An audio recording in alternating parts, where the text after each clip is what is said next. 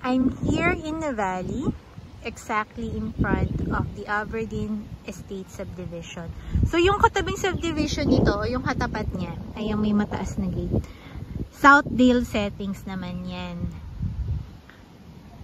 Then ito yung road going to Barangay La Guerta. So if you're coming from Mayapa exit, dyan yung daan mo. O kaya if you're currently living in La Guerta o yung mga katabing community doon, dyan yung magiging daan mo papasok ng Nuvali. So currently, hindi pa siya open for public. Ang sabi sa akin last time, ang mga nakakapasok pa lang dyan ay mga officialis ng barangay. So at least, ayun na yun, may idea ka na sobrang lapit na lang ng Nuvali din sa Mayapa exit. So that's it. If you have questions about properties here, message me.